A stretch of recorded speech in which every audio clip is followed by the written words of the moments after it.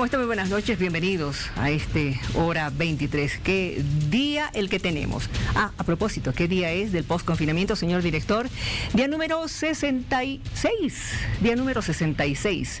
Hoy han llamado la atención los choferes de la ciudad del Alto, están midiendo su capacidad de pasajeros, pero no está pasando lo mismo con los que están llegando hasta la ciudad de La Paz. Pero bueno, ese ya es otro tema. Estamos a pocos días de la posesión del nuevo gobierno. Vamos viendo ya estos cuadros para que usted esté bien informado, porque el sábado 7 de noviembre, en realidad ya están llegando algunas delegaciones diplomáticas, eso quiero decirle, pero el sábado concretamente van a llegar jefes de Estado y de Gobierno y delegaciones especiales de los países que han confirmado su presencia. Vamos viendo, por favor, otro cuadro. El domingo 8 de noviembre, a partir de las 8:45, se van a trasladar las delegaciones oficiales a la Asamblea Legislativa Plurinacional. Siguiente, por favor, más rápido. Las 9:30 va a arribar este mismo domingo los jefes de Estado y de Gobierno, y también vicepresidentes a la Asamblea Legislativa Plurinacional. Tenemos a las 10 el inicio de la solemne sesión inaugural de la Asamblea Legislativa Plurinacional. A las 10:35 arribarán el señor presidente y vicepresidente electos también a la Asamblea. Y a las 10:40, un acto central de la Asamblea Legislativa Plurinacional, y se va a realizar la posesión del presidente constitucional del Estado Plurinacional de Bolivia, don Luis Alberto Arce Catacora, y también del vicepresidente del Estado Plurinacional de Bolivia, don David Choquehuanca Céspedes. A las 12:30 saldrán los flamantes presidentes constitucionales, presidente y vicepresidente constitucionales del Estado Plurinacional, don Luis Alberto Arce Catacora y también don David Choquehuanca. 12:35 llegarán al hall de la Casa Grande del Pueblo. A las 12:35 también saldrán de la Asamblea Legislativa los jefes de Estado y o de Gobierno y también vicepresidentes al hall de la Casa Grande del Pueblo. Estamos viendo que a las 12:40 habrá el saludo protocolar al presidente constitucional del Estado Plurinacional y también al vicepresidente del Estado Plurinacional de Bolivia. 13 horas se tomará la fotografía oficial, por lo que también se conoce en el ámbito diplomático como la fotografía familiar. A las 13:15, el almuerzo oficial ofrecido por el señor presidente constitucional del Estado Plurinacional, don Luis Alberto Arce Catacora, a los jefes de Estado y o de Gobierno, jefes también de delegaciones e invitados especiales. Y a las 15 horas se va a realizar el desfile cívico y los honores militares al nuevo mandatario del Estado Plurinacional de Bolivia. Y el lunes 9 de noviembre, durante todo el día, será la despedida a aquellos jefes de Estado y de Gobierno, vicepresidentes, presidentes de poderes, ministros de Estado, enviados especiales, embajadores, representantes de organismos e instituciones internacionales que han estado presentes o que van a estar presentes en todo caso en la posesión del próximo domingo.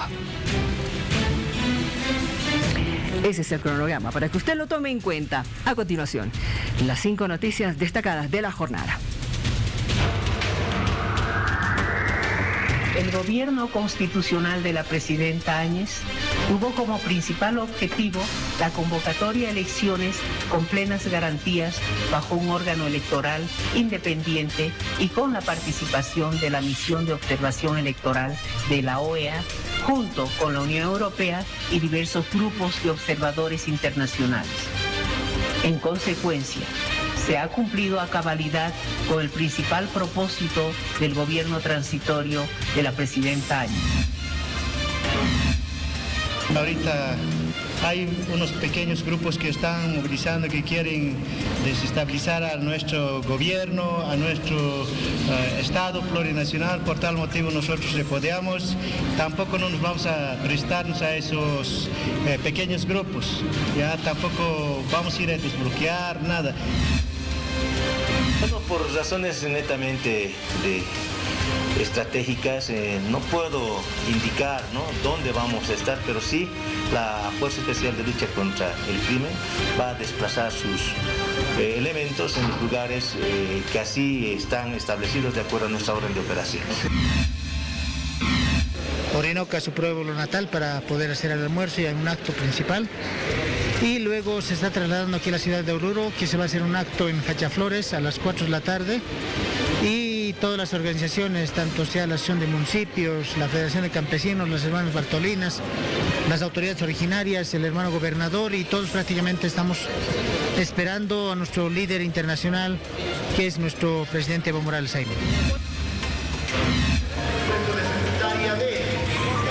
El CEDES nos ha dicho que podemos trabajar protocolos para dar autorización a los salones para actos de graduación, siempre y cuando estén al 50% de su capacidad y esté absolutamente prohibida la venta de bebidas alcohólicas y el consumo de bebidas alcohólicas al interior. Así que estamos trabajando en ello. Estamos en contacto ya con el embajador boliviano ante la OEA, don Jaime Aparicio, a quien saludo. Muy buenas noches. ¿Cómo está? Bienvenido a Hora 23. Buenas noches, Miriam. Un gusto estar en Hora 23. Nos gustaría conocer de su propia voz, por favor, hoy lo que ha pasado en ese Consejo Permanente de la Organización de Estados Americanos con relación a las elecciones en nuestro país. Bueno, hoy evidentemente hubo un Consejo Permanente que tenía algunos puntos en la agenda, entre esos el de presentar el informe electoral de Bolivia, un informe electoral sobre las elecciones congresales en Perú, y un último tema que era yo había pedido la ceremonia de despedida mía, porque a partir de mañana ya dejo de ser embajadora ante la representante permanente ante la OEA. Se ha iniciado esta sesión con unas palabras de la canciller Longary, y luego ha habido esta presentación del informe, y posteriormente me ha tocado hablar a mí, y ya para esa hora habíamos tenido noticia de que había salido la nota de la vocal del Tribunal Supremo Electoral, en la cual se pedía un cierto tipo de auditoría sobre el padrón electoral, que se cruce esos datos del padrón con los datos de las huellas digitales en los libros de votación, que todavía no están digitalizadas y que están depositadas en los tribunales departamentales.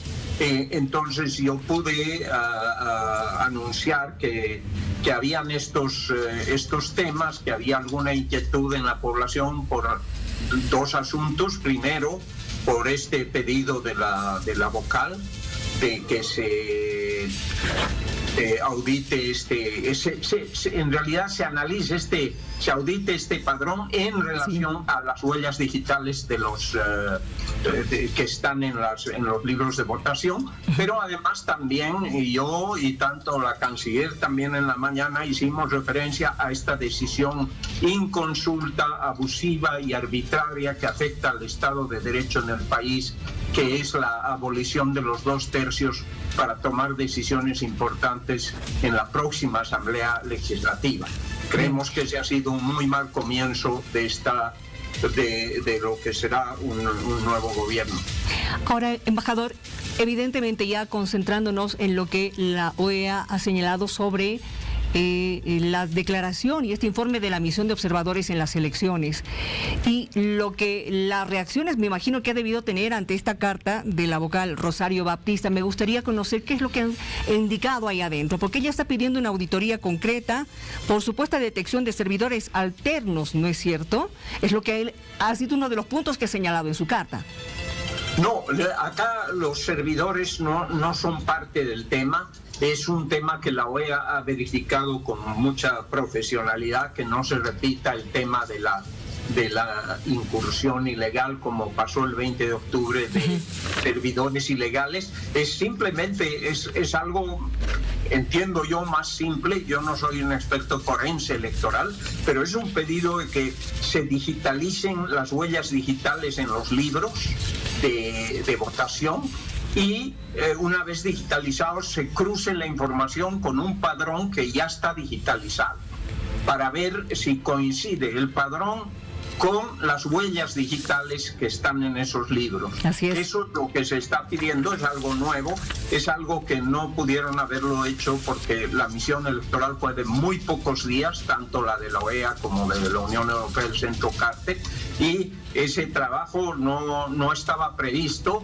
porque han sido, por la pandemia y otras razones, han sido misiones muy cortas que han venido solo a verificar el día del proceso electoral y lo han hecho con profesionalidad, ahí no hay duda, lo han hecho con bastante apertura por parte del señor Romero de la Tribunal Electoral, que tienen un prestigio importante en el exterior, y no ha sido objeto de tratamiento ese tema particular que es el que ha pedido esta vicepresidenta y otras organizaciones que ahora están también dirigiendo notas tanto al tribunal como a la OEA. En todo esto es bien importante, Miriam, saber que nuestro rol como Cancillería y como misión ante la OEA no es hacer peticiones sobre esta elección porque no nos corresponde. Esto le corresponde al Tribunal Supremo Electoral y nosotros somos simplemente el canal por el cual se comunican con la OEA. Ahora bien, la Organización de Estados Americanos hoy ha señalado de que ha sido una contienda equitativa, ¿no es cierto? Ha dado fe de la transparencia también de las elecciones y que el resultado ha sido el que se ha expresado. Justamente el voto ciudadano es el que ha dado el resultado que hoy en día estamos conociendo. Ahora bien, hay una autoridad electoral independiente también, eso lo ha señalado la Organización de Estados Americanos. Esta petición, que no sé si usted está de acuerdo, pero llega en una forma muy tardía de esta vocal, ¿cómo lo tomaría la OEA o directamente ya está zanjado el tema con el informe que han dado el día de hoy? Bueno, realmente no sabemos. Me imagino que la OEA esperará una comunicación del presidente del tribunal y del pleno del tribunal. No podría decir en este momento cuál va a ser la reacción de la OEA, pero lo que sí, la OEA no determina resultados. Eso es competencia del Tribunal Supremo Electoral. Ellos los que han dicho que se han dado en un ambiente de paz, de tranquilidad, que el gobierno ha garantizado la imparcialidad, que el Tribunal Supremo y el señor Romero han sido abiertos, que ellos han tenido acceso a ver cómo se desarrollaba el proceso y que se ha desarrollado con normalidad, con tranquilidad y que no por eso ellos decían que no veían problemas. Los planteamientos que han surgido después tienen que ver con procesos, digamos, que se van hacia atrás, que han acumulado hacia atrás, que son más técnicos y que tienen que ver precisamente con el padrón. Y las denuncias de que han habido irregularidades respecto al comparar con las huellas digitales. Muy o sea bien. Que esa es la situación. Perfecto. Le agradezco mucho, embajador, por el tiempo que nos está brindando ahora. Sabemos que está bastante ocupado y realmente le deseamos éxito en sus futuras funciones. Estaremos pendientes de usted. Gracias y buenas noches. Muchísimas gracias. Y a continuación vamos a escuchar lo que dijo respecto a este tema el presidente del Tribunal Supremo Electoral, don Salvador Romero. El camino más expedito y sencillo es la lectura de los mencionados informes. En efecto, sus conclusiones son el resultado de meses de trabajo de profesionales especializados y experimentados. En el caso boliviano, incluso consideran de manera conjunta los comicios de 2019 y 2020, como demostró hoy el presentado ante el Consejo Permanente de la OEA. Los resultados son genuinos, más allá de que varias actas tuvieron errores de llenado, en particular de suma o asignación equivocada de sufragios en las casillas de ADN o de Libre 21, en lugar de ser directamente anotados en el rubro de votos nulos. Esas fallas menores fueron subsanadas en el cómputo departamental y no afectaron la rectitud del resultado, ni ponen en duda la honestidad de cientos de miles de ciudadanos que hicieron un trabajo comprometido y ejemplar para respetar el sufragio de todos nosotros. Esto significa que el proceso electoral es fácilmente auditable por cualquier organización o por cualquier ciudadano. Con respecto a la nota enviada por la colega, la vocal Rosario Baptista, por supuesto no nos corresponde hablar en nombre suyo, pero tenemos entendido que ella va a enviar en el transcurso de las próximas horas una nota en la cual aclare el alcance de sus expresiones y en las cuales reitera y compromete su confianza plena en la transparencia, la rectitud y la limpieza del proceso electoral. Estamos esta noche también con el jefe de la misión de observadores del Centro Carter, don José Antonio de Gabriel. Muy buenas noches, muchas gracias por estar con nosotros. Tenemos en este momento un tema polémico. Hoy se ha conocido también la declaración de la misión de observadores de la Organización de Estados Americanos sobre la realización de las elecciones.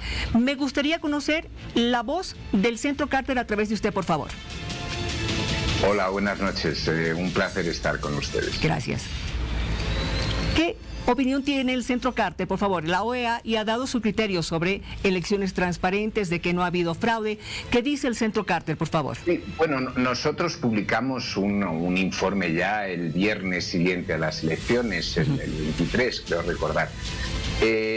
El diagnóstico es claro, es decir, que el Tribunal Supremo Electoral y los tribunales departamentales aseguraron un proceso pluralista y extremadamente transparente, en el sentido de que todas las fases del proceso estuvieron abiertas, a luz y a taquígrafos, las ventanas abiertas y posibilidad de consultar realmente cada una de las etapas de este proceso electoral. Era algo que necesitaba mucho Bolivia, porque partía de un fuerte escepticismo, de un fuerte descreimiento sobre las autoridades electorales. En este sentido, consideramos que el Tribunal Supremo Electoral consiguió su fin, era un fin complicado y absolutamente necesario para Bolivia, y es que los bolivianos estuvieran convencidos de que realmente sus votos son los que han determinado, y exclusivamente sus votos, todos y cada uno contados con transparencia y publicados en la página web del tribunal y a disposición de todos los ciudadanos,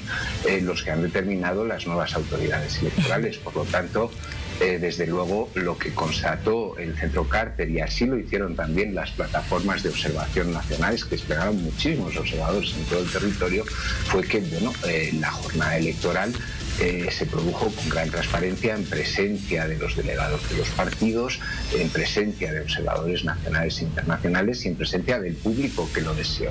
En este sentido, los votos fueron contados a la luz de todos, en presencia de todos, y los resultados consignados en las actas. Esas actas que reflejan los votos son las que han determinado los resultados, y por supuesto cualquier partido podía tener delegados en las mesas, tiene copia de las actas y puede comprobar si las actas que tienen se corresponden con las actas publicadas, que son las que han determinado las nuevas.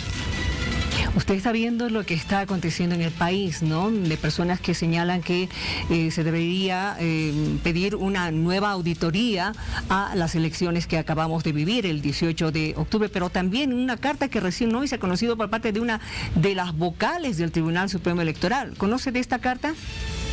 Sí, la he visto en las redes sociales. Exacto. ¿Qué piensa usted con relación a esto? Este pedido de una nueva auditoría, una auditoría especializada e independiente al padrón electoral. Está hablando también de una contrastación del padrón y nuevas impresiones dactilares. Incluso estaría hablando de un bloque de data alterno. Bueno, yo creo que las afirmaciones que se hacen, sobre todo cuando son graves, deben de estar sustentadas en pruebas sólidas, desde luego, porque las elecciones son hechos muy importantes para los países.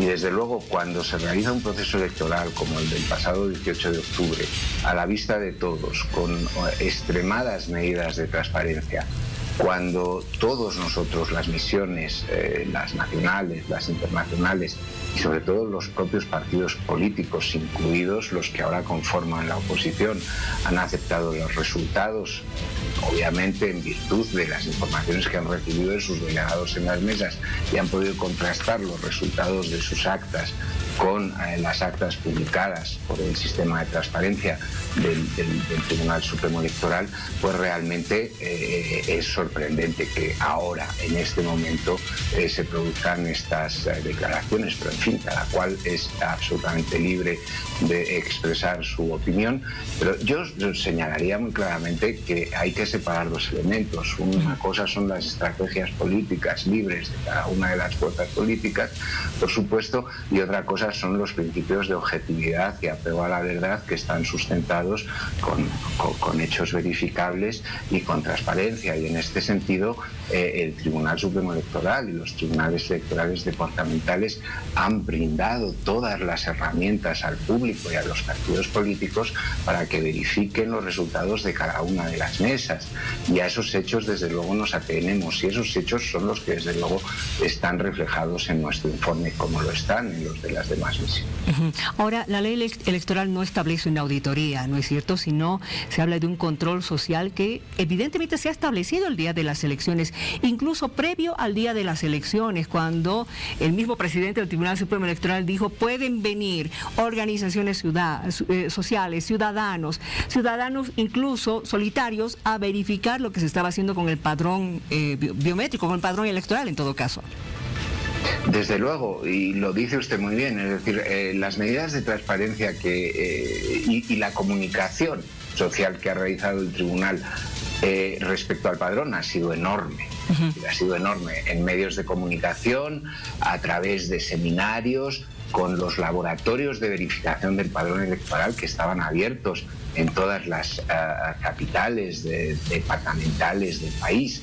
Es decir, la facilidad para los ciudadanos de acceder, de verificar si sus familiares estaban incluidos o sus familiares fallecidos, incluso durante la pandemia, cuya muerte no había podido ser comunicada a las autoridades por los cierres administrativos durante los confinamientos, pues eso y mucho más.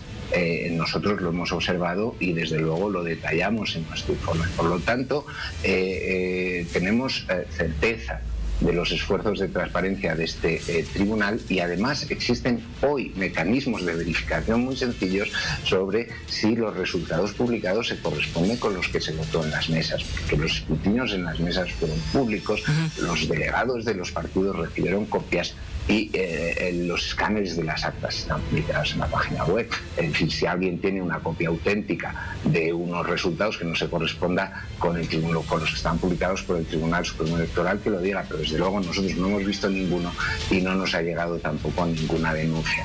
E insisto, los partidos que tenían delegados, como se observó durante la jornada electoral en las mesas, no presentaron ningún reclamo en este sentido y reconocieron los resultados. Es decir, que lo que se vota es muy importante, es la voz del pueblo, y lo que se le puede y se le debe exigir al Tribunal Supremo Electoral es que establezca las medidas para que esa voz del pueblo sea respetada, y eso se consigue con transparencia, contando cada voto y publicando cada acta. Y eso es exactamente lo que hizo este tribunal, que completó, por cierto, el cómputo oficial de los resultados en un tiempo récord, 5 días. Es decir, nunca se había conseguido ni siquiera en el triple de esa cantidad de días en la historia. Bueno. Le agradezco mucho por haber conversado con nosotros. Estamos muy seguros de que también la población ha escuchado perfectamente lo que ustedes están señalando ya en representación del Centro Carta. Don José Antonio, muchas gracias y buenas noches. Buenas noches, gracias a ustedes. Que le vaya muy bien. Comenzando esta tarde, se ha conocido esta carta, por favor, señor director, que corresponde a la vocal Rosario Baptista Canedo, vocal del Tribunal Supremo Electoral, en el que la señora señala de que le ha mandado una carta al señor Luis Almagro de la OEA pidiéndole una auditoría especializada e independiente al padrón electoral, una contrastación del padrón biométrico, está hablando de un bloque de data alterno, técnicamente reservado, y una verificación, etcétera, etcétera. Son demandas que llamaron la atención porque además señala que en fecha 21 de julio ya le había mandado una carta anterior con estas inquietudes al señor Almagro. Estamos con don Sebastián Michel, vocero del Movimiento al Socialismo, para conocer justamente su criterio sobre esta carta que hoy día realmente ha sorprendido a todo el mundo. Sí, buenos días, buenas noches, Miriam. Bienvenido. Hemos visto en redes sociales esta nota y es una nota muy complicada porque está acusando a los organismos internacionales que no han hecho su trabajo, que no han observado temas normativos, reglamentarios, procedimentales, ni del sistema. Les ha dicho que los últimos años han venido a pasear y le ha dicho a sus compañeros que han cometido delitos. Ha acusado a sus compañeros vocales de comisión de delitos. Entonces, en ese caso, ella lo que tiene que hacer es apersonarse, o el fiscal de oficio tiene que convocarla para que ella formalice su acusación a sus colegas, y sus colegas tendrán que ir a descargar lo que ella los está imputando, ¿no? Claro, porque todo un proceso en este momento se está viendo en una duda tremenda con relación al padrón biométrico, con relación al padrón electoral, siendo que, y hay que recordarlo, porque no nos estamos inventando, el mismo presidente del Tribunal Supremo Electoral ha señalado de que estaban realizando una limpieza del padrón electoral. Lo hemos dicho nosotros siempre, nos hemos sentido afectados, nos hemos sentido víctimas de esa limpieza del padrón electoral. En las zonas donde el movimiento socialismo es más fuerte, ha habido una limpieza generalizada y no se ha permitido inscribir en el padrón internacional, donde también hemos demostrado que tenemos un fuerte respaldo de los bolivianos que viven en el exterior. Nos hemos sentido afectados permanentemente, lo hemos denunciado de esa forma y bueno, nosotros ahí guardamos una sana distancia, porque hay gente que está acusando al órgano electoral y será el órgano electoral el que tenga que aceptar o no una auditoría, o el que en este caso, que ya son palabras mayores, ir a personarse o no a la fiscalía a declarar sobre las acusaciones que ha hecho la vocal a sus colegas. Ahora, esto está sucediendo a pocos días de realizarse la posesión del presidente electo. ¿Qué criterio hay dentro del movimiento al socialismo sobre esto? En realidad, en el movimiento al socialismo, la verdad no estamos tocando esto, estamos tocando temas que interesan a la gente. Estamos viendo el plan de reactivación económica, el plan de empleo, el plan de sustitución de importaciones para no tener déficit fiscal. Estamos en ese tipo de cosas y entendemos que en la sociedad hay algunos sectores que están pidiendo de rodillas que se desconozca la elección en los cuarteles, que se arme un gobierno policial militar. Hay otra gente que pide una auditoría para que no se posesione el presidente electo. Hay otra gente que está en eso, y si bien es cierto son todas expresiones antidemocráticas, son profundamente golpistas, pero lo entendemos como un camino democrático, como una ruta democrática de libertad de expresión, pero sobre todo de catarsis de algún sector de la sociedad que después de 2 años de duro enfrentamiento, en el que todos hemos ido al enfrentamiento y quizá no debíamos haberlo hecho, hemos terminado ya con un resultado electoral, seguramente con la posesión va a ir calmando, pero entendemos que todavía hay gente que está muy cargada de odio, muy cargada todavía de dolor, y esa gente necesita hacer alguna catarsis. Entonces lo entendemos, que por más que es un contenido, como te decía, antidemocrático, lo entendemos como una libertad de expresión necesaria para hacer catarsis y poder llegar lo más pronto posible a la estabilidad y al reencuentro entre bolivianos. En medio de esa estabilidad y de reencuentro, y también tomando en cuenta el periodo de una población que quiere tranquilidad y que está viendo un poquito azorada lo que está pasando previo a esta posesión, el llamado de los comités cívicos en diferentes partes del país, estas movilizaciones, anuncios de marchas, de cabildos, el paro cívico en Santa Cruz, por ejemplo, para mañana.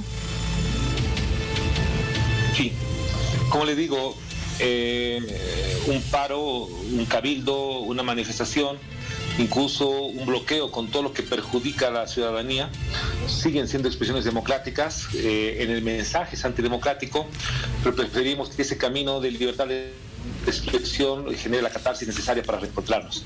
Otra cosa muy diferente ya es un golpe de Estado, otra cosa diferente es la intervención policial militar, y hasta ahora eso no está ocurriendo, y creo que están los oficiales resguardando la institucionalidad y llegando al camino democrático de este domingo. Bueno, el presidente electo también ha hablado con relación a lo que está aconteciendo, ¿no es cierto? Por supuesto, su prioridad es en todo momento el tema de resolver la crisis económica y el empleo. Sin embargo, esos temas de coyuntura están presentes entonces en las entrevistas, en todas las preguntas va a estar esto, pero como le digo, nuestra prioridad está centrada en el problema de la gente. ¿Y los 2 tercios en qué queda? Porque ese también es otro de los pedidos, ¿no es cierto?, de que no hay esa modificación, que se deseche la modificación que había hecho la anterior asamblea. Son una suma de causas que apuntan a lo mismo, a que no haya posesión. En el tema de los 2 tercios es un tema que han querido instalar de forma equivocada, porque el día que apareció eso en la prensa yo me asusté, porque decía 2 tercios que pide la Constitución están siendo modificados por un reglamento. Oye, eso no puede ser. Un error parecido al que cometió el órgano electoral hace unos meses, cuando una fecha establecida por ley la cambiaban por una resolución administrativa. Entonces a mí me asustó mucho eso. Fui a verificar y al final me quedé más tranquilo, porque ahí quedó claro que todo lo que la Constitución, cosas importantes, nombramiento del defensor del pueblo, del fiscal, del Tribunal Supremo Electoral, de autoridades, directorios, procesos, juicios de responsabilidades, interpelaciones, convenios internacionales, temas de autonomía, todo lo importante que te dice la Constitución que son 2 tercios, en el reglamento se mantienen 2 tercios. Todas las reglas, leyes operativas para contratar, para salir de la crisis, para dar bonos, todo eso, porque te pide la Constitución por mayoría absoluta, se mantiene en mayoría absoluta. Ahí me quedé mucho más tranquilo y en algunas intervenciones, incluso escuchaba a Juan del Granado decir, no es un tema de inconstitucionalidad, no es un tema de ilegalidad, es un tema de estilacho, es un tema de cómo se da mejor condición a la oposición para que pueda vetar, pueda frenar o puedan requerir de ellos con mayor facilidad para negociar algunas leyes. Entonces, una vez aclarada que no era un tema de violación a la Constitución, que sí nos hubiéramos pronunciado, decidimos dejar ahí a la decisión de los órganos independientes del Estado, en este caso el legislativo, que cada Cámara de Senadores y cada Cámara de Diputados tendrán su propio reglamento y no vamos a interferir en ello. Si hubiéramos interferido, si hubiera habido algún atentado, alguna violación de la Constitución, y eso no ocurrió. De todas formas, mucho más. Dígame, mucho más cuando vimos cuáles eran los temas que se estaban cambiando. 1, orden del día. 2, suficiente discusión.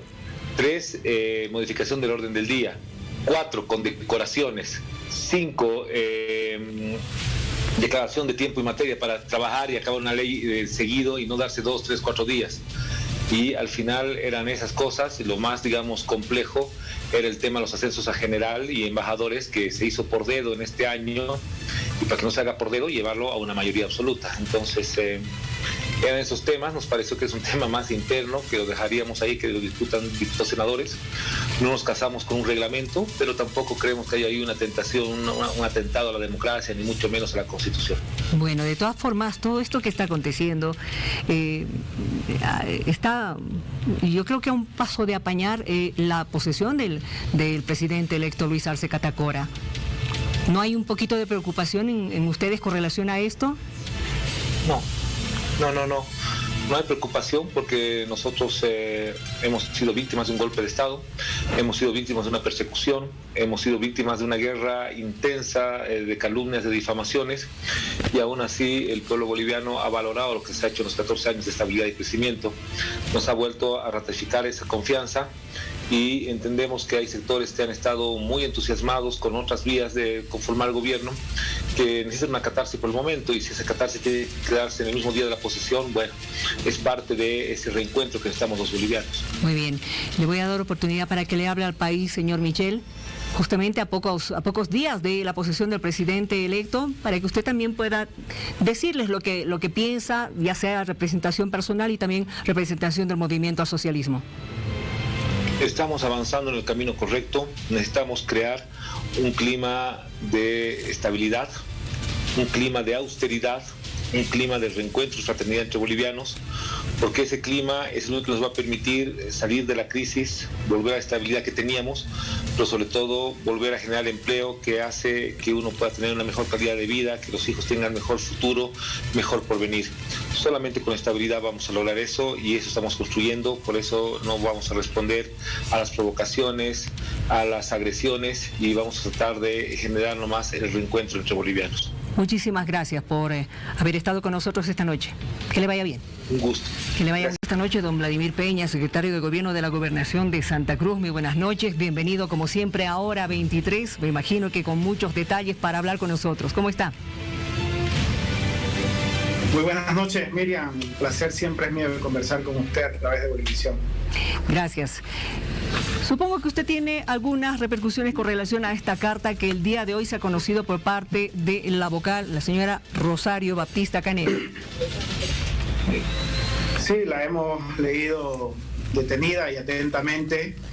Creemos que es una carta que suma a las críticas que han habido y fundamentalmente críticas, diría yo, a los pedidos de auditoría al proceso electoral que se ha hecho el Tribunal Supremo Electoral. Tiene obviamente una singularidad porque no es una institución que está participando dentro del proceso electoral, no es un grupo político o cualquier situación que uno pudiera tender a desmerecer. Se trata de una vocal, de una autoridad del propio órgano electoral y esto es lo preocupante. De todas maneras, creo que el propio Tribunal Supremo Electoral primero debería tomar cartas en el asunto respecto a esta situación, a estas denuncias que consideramos graves que hace la vocal.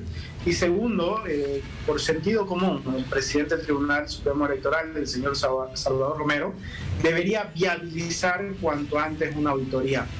Creemos nosotros que la auditoría ya es imprescindible a estas alturas para satisfacer primero las demandas que hay, pero para dejar a todo el conjunto de la sociedad boliviana con la certeza de que se ha hecho un proceso electoral limpio y transparente, como ha dicho el órgano electoral. Ahora bien, ¿no le llama la atención el hecho de que la vocal le haya mandado una carta anterior al señor Almagro de la Organización de Estados Americanos y nuevamente esta carta pidiéndole justamente ese tipo de una auditoría especializada?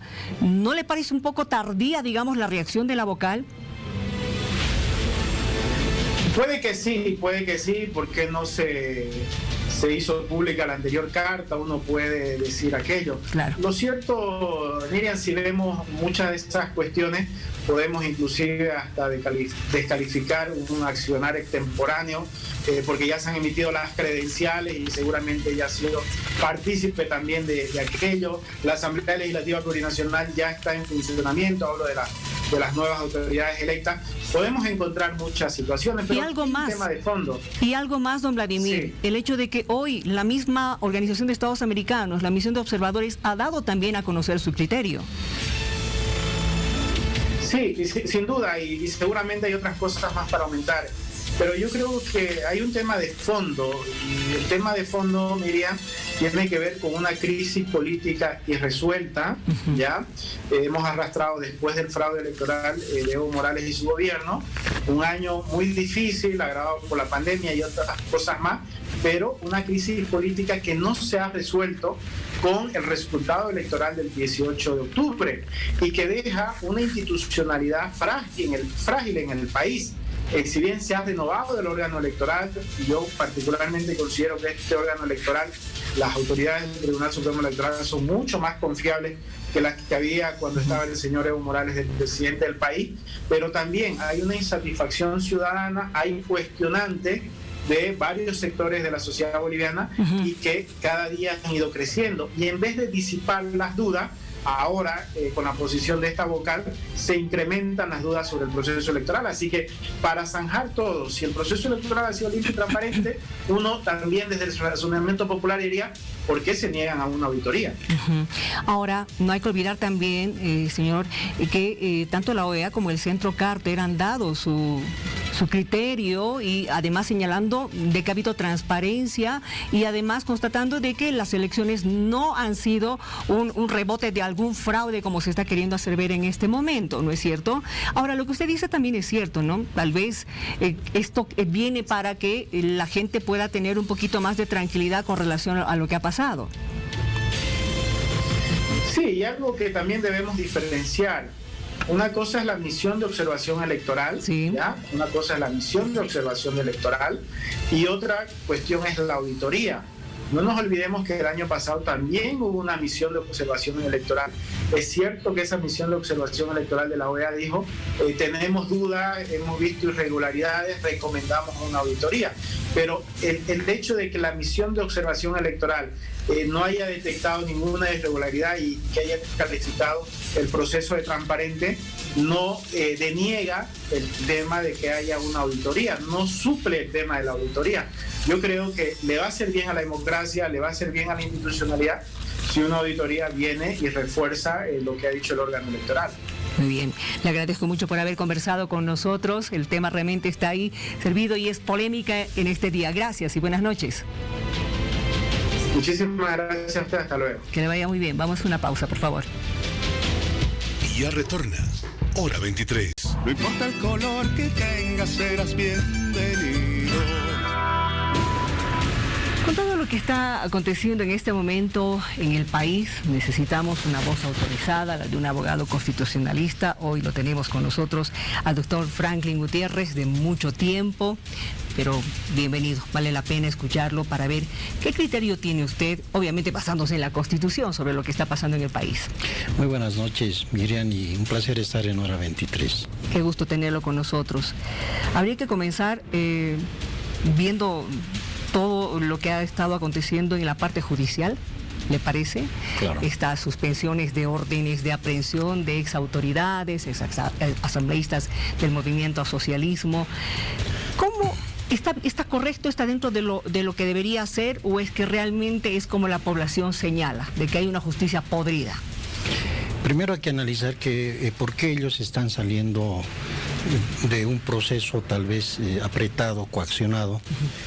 Es porque seguramente antes no han tenido la oportunidad o no han tenido un abogado con fuerza para poder decir: alto, aquí hay una actividad procesal defectuosa, que el fiscal me está atropellando en mis derechos constitucionales. Y no ha habido un juez cautelar que pueda revisar de oficio aquello. Entonces uno se pregunta por qué después de las elecciones y después de haberse enterado que el MAS salió ganador en las elecciones, recién empiezan a salir actividades procesales defectuosas, incidentes. Claro. Entonces empiezan los jueces a decir, bueno, este mandamiento de aprehensión que emitió el fiscal fue fuera de la garantía del control jurisdiccional, porque el fiscal, cuando recibe una denuncia verbal o escrita, tiene 24 horas para comunicarle al juez cautelar que está iniciando una investigación. Si no le comunica, eso es inconstitucional, ese proceso. Entonces, ¿qué nos están diciendo? Que las investigaciones son ilegales e inconstitucionales, y esos mandamientos, por ende, también son ilegales. Y bueno, lo que quiere decir es que antes, cuando el gobierno transitorio estaba con fuerza, no había fiscal pues que pueda enmendar aquello, ni ningún juez que se atrevía a decir que esto está mal. ¿Fueron coaccionados los jueces y fiscales? Claro que sí. Había una presión por parte del Ministerio de Gobierno a los fiscales, a los jueces. Yo he vivido como abogado de una dirigente de ADEFCOCA cómo presionaban a las autoridades judiciales para que ella no salga en libertad. Entonces mandaban gente a amenazar al juez, ¿no? Ahí en la calle, en la puerta de los tribunales. Entonces se manejaba así la justicia. Pero eso no es novedad, porque eso ha sido siempre en años pasados, en gobiernos anteriores, siempre se manejó así. Pero ahora ha sido más descarada la situación. Pero son incidentes que no ponen fin al proceso. ¿El proceso va a continuar? Va a continúa. Solamente se está subsanando errores de defectos absolutos para que estos exministros, exautoridades, se puedan defender en libertad. Eso significa que ellos no se han liberado del proceso. Entonces habrá que hacer una auditoría a la conducta del fiscal. ¿Por qué el fiscal emitió un mandamiento ilegal? ¿Por qué el fiscal llevó adelante una actividad procesal defectuosa cuando el procedimiento penal le manda y le dice: tú vas a llevar adelante un proceso penal respetando el debido proceso, respetando el derecho a la defensa y la verdad material? Consiguientemente, si el fiscal se ha apartado de esos principios del debido proceso, lógicamente el fiscal va a ser responsable, tal vez y procesado penalmente, por la conducta que ha asumido él durante este periodo de tiempo. Lo mismo va a suceder con los jueces cautelares. Es que no es un problema del MAS, o que tal vez ahora el MAS asuma y sea al revés contra los que han sido gobierno, una persecución. Es un compromiso con la historia de Bolivia, en la que el Poder Judicial o el órgano judicial tiene que dejar de ser un instrumento de la clase política en dominio del poder. A eso voy, porque justamente lo que se ha visto en el anterior gobierno del movimiento socialismo, en el gobierno actual de la presidenta Áñez, es que de acuerdo a quien esté en el poder, ellos van a reaccionar. Claro, se cambian de camiseta, ¿no? Entonces, y no debería ser así. No, pues ya no sería otro poder del Estado. Entonces, ¿hasta qué punto el órgano judicial es un poder de Estado? ¿Y hasta qué punto es independiente? Es decir, ellos mismos se colocan el sombrero. Así es. Ellos se cambian, ¿no? Seguramente porque ellos tienen, los fiscales, por ejemplo, tienen contratos temporales, no tienen contratos definitivos. tienen un sueldo que no es muy elevado, tienen una estructura, oficinas deplorables, o sea que eso no tienen la comodidad. Por lo tanto, los fiscales tal vez en el mercado libre de la profesión no encuentran expectativas y se quedan de fiscales, cuidan su trabajo. Entonces, pero es que siempre van a obedecer al Ejecutivo, ¿no? O caso contrario se van o finaliza su contrato y ese fiscal está otra vez en la calle buscando trabajo. Entonces hay que subsanar todo aquello desde el punto de vista estructural del órgano judicial. ¿Pero cómo? Bueno, hay que hacer unas de ingeniería.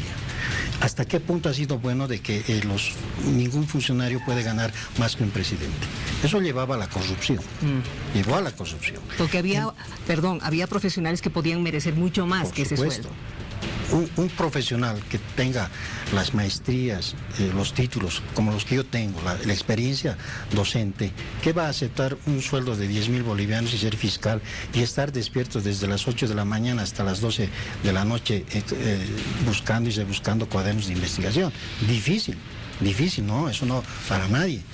Eso es tortura social. Consiguientemente hay que darle una seguridad, hay que darle su independencia en el salario, en el nombramiento, hay que saber elegir. La meritocracia. La meritocracia, lógico. A mí me gustaría que a los jueces vocales les tomen exámenes orales y que sea público el examen. Y solo los probos que vayan a presentarse y los que tengan méritos, pero también hay que darle un buen salario. De lo contrario, ninguno con currículum se va a presentar. Aquí estamos escuchando por primera vez algo que nos llama la atención, el salario debería ser de acuerdo al mérito que tenga el profesional. Por supuesto. Y que sean públicos además. Claro. Los exámenes. Claro. Un examen público, si lanzamos una convocatoria para un examen público oral, bueno, la gente va a poder examinar a su fiscal, a su juez, que hay que darle seguridad además, y hay que darle un cargo perpetuo. Claro, porque los últimos exámenes que hemos visto han sido a puerta cerrada. Los exámenes, un abogado que es académico los ve en las audiencias todos los días, con fallos catastróficos, con falta de motivación, de fundamentación. Hay otros buenos, excelentes, no lo dudo. Yo voy al Alto, a Santa Cruz, Cochabamba, Oruro, tengo jueces casi en todos los departamentos. Veo jueces muy probos, mujeres, hombres, pero hay también lo contrario. Es que hay que tomarles exámenes, pero objetivos. Y hay que saber cómo llega a ser juez y cómo está en la carrera judicial. Que deje de ser político el nombramiento, carrera y competencia. Que deje de ser el monopolio de algún hombre poderoso del Ejecutivo. Consiguientemente, si vamos a seguir con esa trayectoria pasada corrupta, la justicia no va a cambiar. Esto es muy interesante y ojalá lo tomen en cuenta realmente, porque hay que, como usted dice, doctor, hacer esa reingeniería. Lo han propuesto muchos candidatos y esperemos evidentemente que el próximo gobierno pueda hacer algo al respecto. Lo que está pasando, y me voy al hecho de, las protestas por los 2/3, las protestas por lo del Tribunal Supremo Electoral, que están pidiendo una auditoría, lo que está pasando en este momento en Santa Cruz, la posición de los cívicos, de la Unión Juvenil, lo que pasa en Cochabamba con la resistencia, esto de hablar de las milicias, de ir a tocar los cuarteles. ¿Qué pasa? Esas posiciones radicales de uno y otro lado en este momento. Bueno, partiremos por las milicias. Las milicias siempre han existido en Bolivia. Cuando el presidente Belsu fue víctima, el primer presidente que fue víctima por un motín de la policía, para su tiempo, para un presidente que nació de lo popular y que la policía se le dé la vuelta, era un motín. Entonces ellos buscaban la reacción y el pueblo se empezaba a armar. Hoy en día, ¿quién confía en la policía? Hoy en día, ¿quién confía en el ejército? ¿Y por qué van a pedir entonces a golpear sus puertas? Eso es lo contradictorio. O sea, piensan que la policía es un instrumento, ¿no?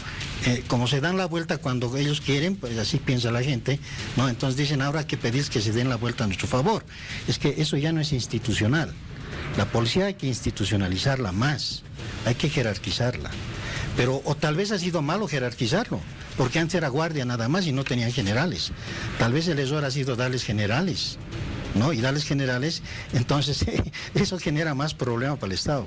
Pero, sin embargo, yo considero de que las milicias siempre han existido. Las republicanas en Bolivia. Claro, pero estamos hablando de Pero épocas. es que las milicias tienen proyectos de defensa social de un pueblo con convicción.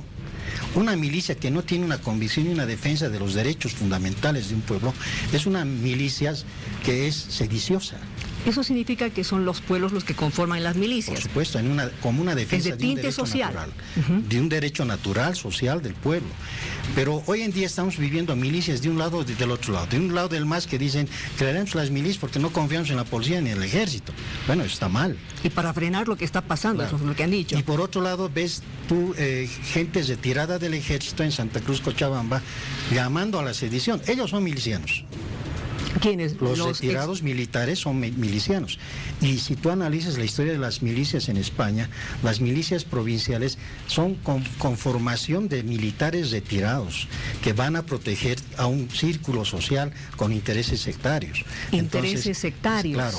En cambio, las milicias verdaderas son la conformación de un pueblo cuando el ejército, la policía, no pueden satisfacer ya las necesidades de la protección de ese pueblo. Entonces se crean milicias. Ahora, lo que acaba de decir es sumamente importante. Milicianos, exmilitares que en este momento están llamando a la sedición. Claro, ellos son los milicianos. Son paramilitares. El miliciano también se denomina paramilitar. Y ese término realmente para nosotros nos retrae a la época de la dictadura. Claro, en Roma había milicianos. A la época del golpismo. Pero lógico, en Roma hubo milicianos. El término miliciano es un término latino, ¿no? De miles, militares, entonces protección del Estado, ¿no? Entonces, las milicias pueden darse de forma regular o de forma irregular. En un Estado constitucional, alguien que quiera conformar milicia es una conducta sediciosa. Porque no necesitamos nosotros milicias. No necesitamos en este momento. Estamos viviendo un Estado constitucional donde se castiga la conformación de ejércitos irregulares. Entonces, si tú vas a permitir la conformación de ejércitos irregulares, los vas a dejar crecer, estás empezando a generar focos de reacción en todo el país, ¿no? ¿Y quiénes dirigen estos focos? Militares retirados. Son los que dirigen, porque ellos lógicamente tienen tácticas, tienen estrategias de guerra y saben cómo van a organizarse. Eso con referencia a las milicias. Bien. Ahora con referencia a los 2 tercios. Los 2 tercios, en el sentido sano, era constitucionalmente explicado como la defensa de los más débiles, como para también darle derecho al voto y escuchar a los pocos y a los más débiles. Entonces los 2 tercios es una garantía constitucional de voz y de escuchar a los más débiles que están en un parlamento. Bien. Pero ¿qué pasó? Y esto se empezó a distorsionar cuando los 2 tercios fue mezclado con el tema de gastos reservados en Bolivia. Bien. En la Cámara de Diputados, en la Cámara de Senadores, había los empantanamientos. Una ley que quería sacarse a flote, que beneficiaba al país, se empantanaba. Entonces la mala práctica en la democracia hizo que el gobierno haga circular al hombre del maletín negro y diga, usted señor diputado tiene que votar, usted es de la oposición, usted, está su cheque, tiene su dinero. Y ese dinero venía de gastos reservados. Se volvió corrupto el tema de los 2 tercios. Ahora, lógicamente, el tema de los 2 tercios podría verse bajo el principio de la buena fe si es que hubiese un compromiso de votar por una norma que vaya bajo el valor supremo del vivir bien. Bueno, ahora yo creo que le estás dando la razón a mucha gente cuando desconfía justamente de lo que está pasando ahora con esa modificación. Claro. Mucha gente desconfía porque dicen hay que evitar el empantanamiento, porque si yo no retiro los 2 tercios, no me van a dejar gobernar. Eso es lo que ha dicho el MAS para el señor Arce anticipadamente. Dijo, retiramos los 2 tercios para que lo dejen gobernar y para que la economía se pare rápidamente. Porque si no, la oposición, como ya dice que él salió de un fraude, va a haber un bloqueo y se va a volver ingobernable. Entonces no va a haber la gobernabilidad que se quiere para mejorar la economía en el país. O sea, si tú analizas de ambos lados, hay pues una postura de razonabilidad. Bien. Lo que pasa es que nadie sabe explicar. Exacto. ¿Por qué es razonable el retirar los 2/3 en esta coyuntura? Usted como abogado constitucionalista. Pero por supuesto, es razonable. Bien. Porque vemos de forma anticipada que los diputados, los senadores de la oposición están entrando a obstaculizar la gobernabilidad del que ha ganado las elecciones. Gracias por sus palabras y por el análisis que acaba de hacer con relación a estos temas que son bastante delicados en nuestro país. Será hasta una próxima. A ustedes las gracias y buenas noches. Muy buenas noches. Vamos a una pausa. Y ya retorna. Hora 23. No importa el color que tengas, serás bienvenido. Ante la alerta naranja por las altas temperaturas, especialmente en el oriente de nuestro país, nuestra recomendación, hidrátese bien, por favor, y evite, evidentemente, estar expuesto a altas temperaturas. Nada más, tenga un buen descanso.